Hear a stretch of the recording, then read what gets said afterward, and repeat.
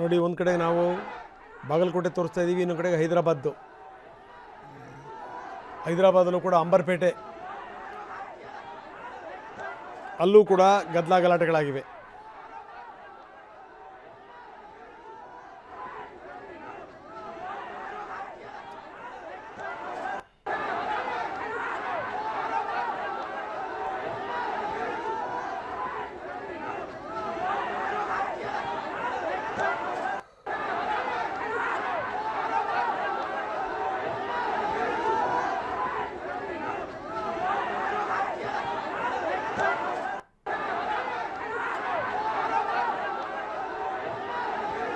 ಎರಡೆರಡು ದೃಶ್ಯಾವಳಿಗಳು, ಒಂದು ಕಡೆಗೆ ಬಾಗಲಕೋಟೆ, ಇನ್ನೊಂದು ಕಡೆಗೆ ಅಂಬರ್ಪೇಟೆ.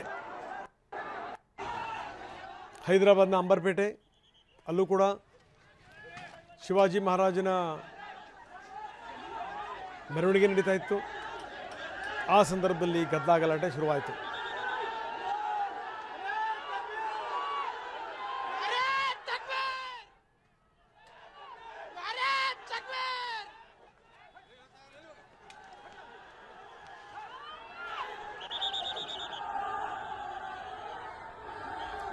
ಬೇಕಾದಷ್ಟು ಸಮಸ್ಯೆಗಳಿದೆ ದೇಶದಲ್ಲಿ, ಹಾಸ್ಕೊಂಡು ಹೊದ್ಕೋಬೇಕು, ಅಷ್ಟು ಸಮಸ್ಯೆಗಳಿವೆ.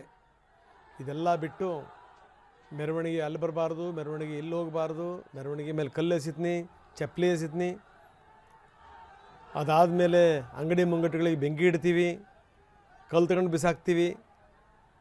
ಈ ಥರ ಆಗಿಬಿಟ್ರೆ ಸಮಾಜ ಉದ್ಧಾರ ಆಗೋದು ಯಾವಾಗ ಹೇಳಿ?